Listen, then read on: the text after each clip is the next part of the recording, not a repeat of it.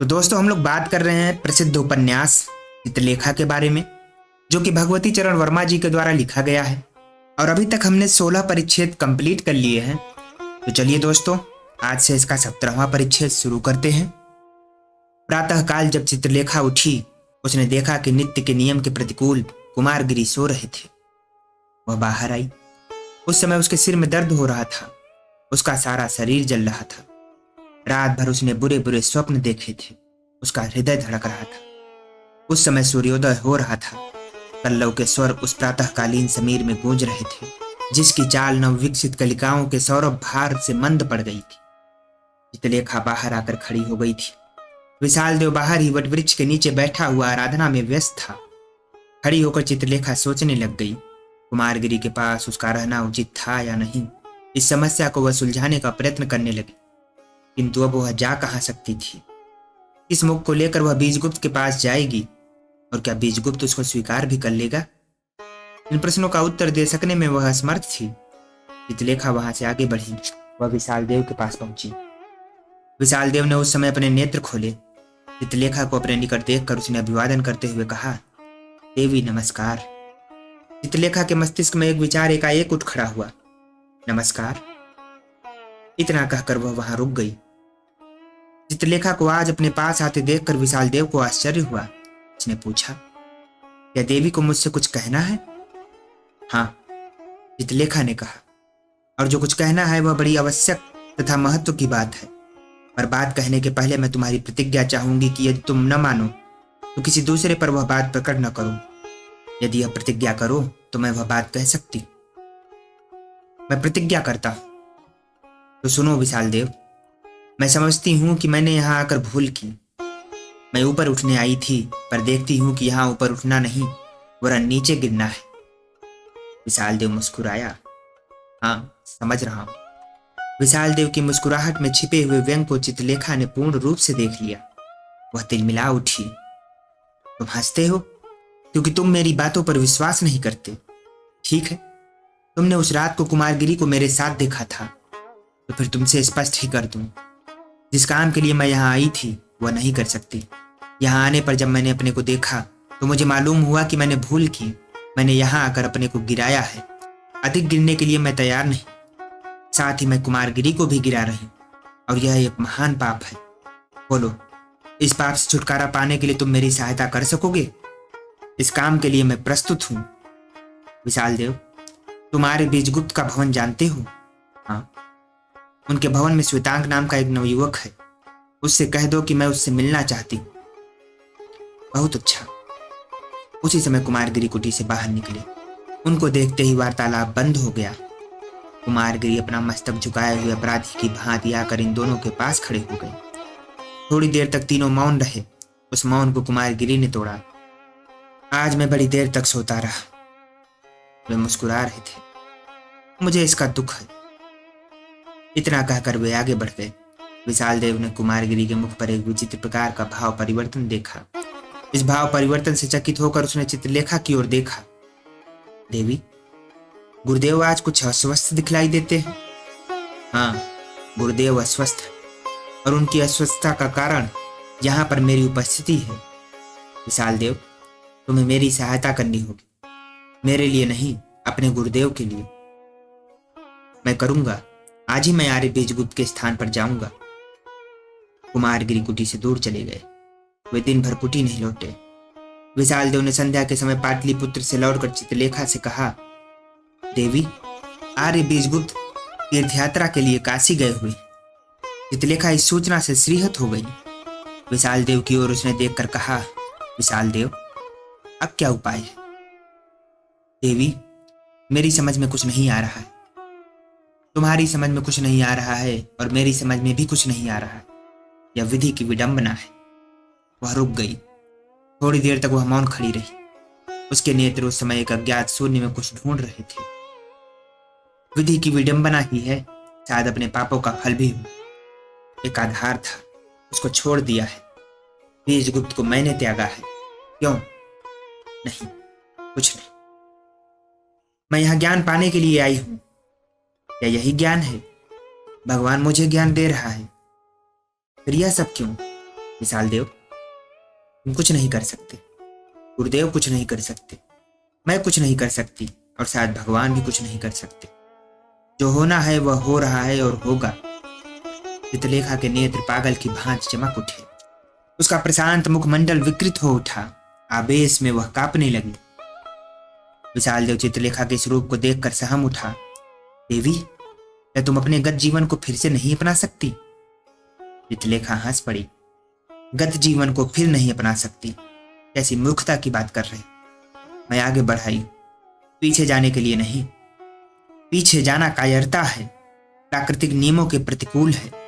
संसार में कौन पीछे जा सकता है और कौन पीछे जा सका है? एक एक पल आगे बढ़कर मनुष्य मृत्यु के मुख में पहुंचता है। यदि वह पीछे ही जा सकता तो वह अमर न हो जाता। आगे आगे, यही तो नियम है, पाप में अथवा पुण्य में, समझे? इतना कहकर चित्रलेखा वहां से चल पड़ी। विशाल देव अपने सामने से जाती हुई प्रतिमा को देखता ही रह गया। चित्रलेखा आगे बढ़ी। लता कुंज में बैठे हुए कुमारगिरी को उसने देखा। वह उस ओर बढ़ी। कुमारगिरी चित्रलेखा को देखकर उठ खड़े हुए। चित्रलेखा ने पूछा, आज दिन भर गुरुदेव कुटी की ओर नहीं गए? नहीं गया। ठीक कहते हो नर्तकी, कुटी में जाना उफ बड़ा भयानक है। हाँ है। फिर इसका कुछ उपाय है? उपाय?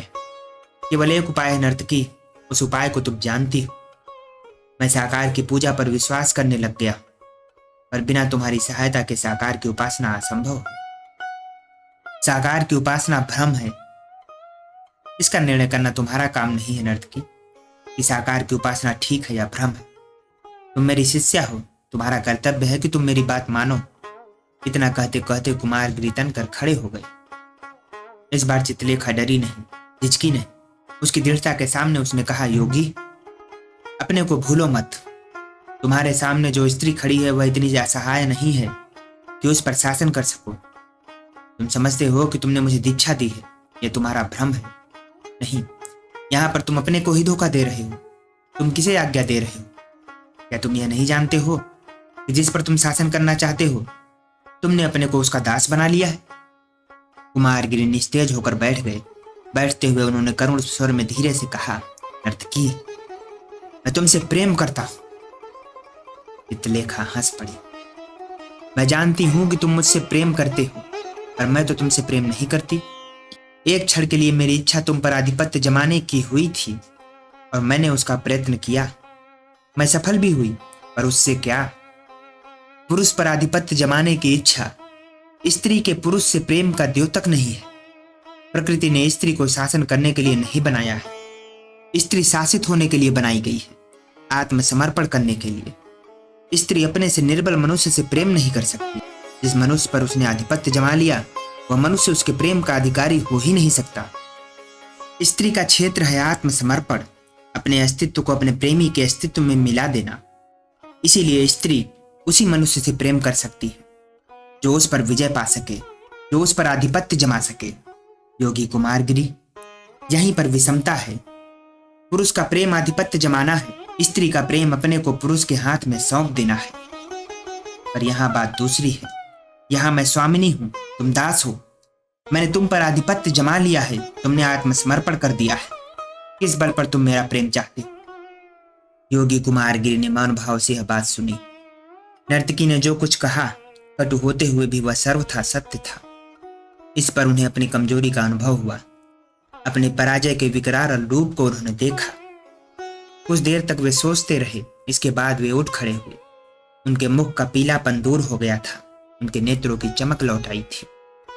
ठीक कहती हो, मैंने तुम्हें आत्मसमर्पण किया। मैं तुमसे निर्बल साबित हुआ। तुम्हारे द्वारा ईश्वर ने मेरा अभिमान तोड़ दिया, मुझको अपनी लघुता का आभास करा दिया। अब आगे कार्यक्रम क्या होगा यह मैं निर्णय कर चुका। मैं तुम पर विजय पाऊंगा, प्रेम करने के लिए नहीं, केवल तुम पर विजय पाने के लिए, अपने को पतन से उठाने के लिए। विश्वास रखो, तुम कुमारगिरी को भविष्य में इतना निर्बल न पाओगी। चित्रलेखा ने गंभीर भाव से कहा, इसमें गुरुदेव की सहायता करना चाहती हूं। किस प्रकार? मैं गुरुदेव का आश्रम छोड़ना चाहती हूँ। जानती हूं कि मैं गुरुदेव के मार्ग पर बाधा के रूप में आकर खड़ी हो गई। मैं यह पाप कर रही हूँ। यह असंभव है नर्तकी, तुम मेरा आश्रम नहीं छोड़ सकती। यदि तुम चली जाओगी तो मैं फिर विजय किस पर पाऊंगा?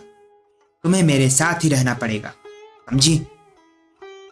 योगी, तुम्हें मेरे ऊपर विजय पाना नहीं है, तुम्हें अपने ही ऊपर विजय पाना है।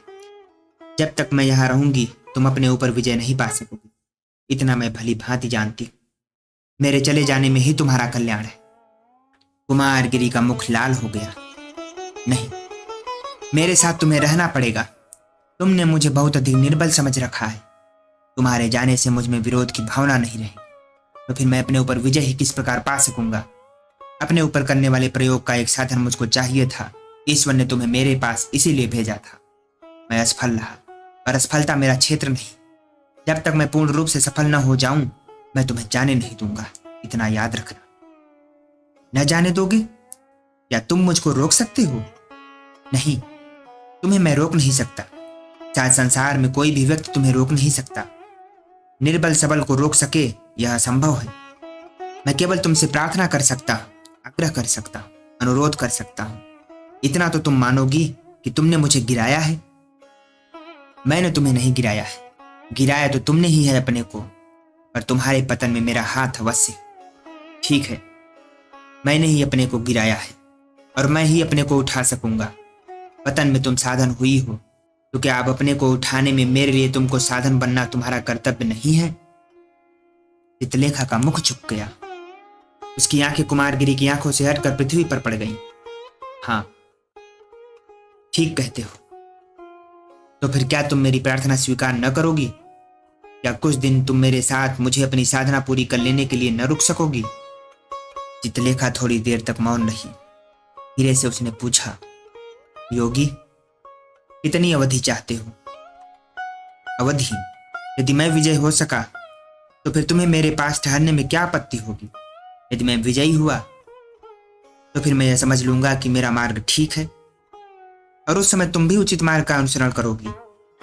नहीं, मैं तुम्हारे मार्ग पर नहीं चल सकती, पर अभी मैं रुकूंगी। यदि जाने की इच्छा होगी तो फिर बतलाऊंगी, उस समय तुम मुझे न रोक सकोगी। दोस्तों, मुझे तो इस कहानी में काफी मजा आ रहा है और अभी यह कहानी एक नए मोड़ पर आ चुकी है। तो आपके क्या विचार हैं इस कहानी को लेकर? आप भी अपने विचार रखिए। कमेंट बॉक्स आपके लिए खुला हुआ है। अंत तक बने रहने के लिए और हमसे जुड़े रहने के लिए आपका बहुत बहुत धन्यवाद।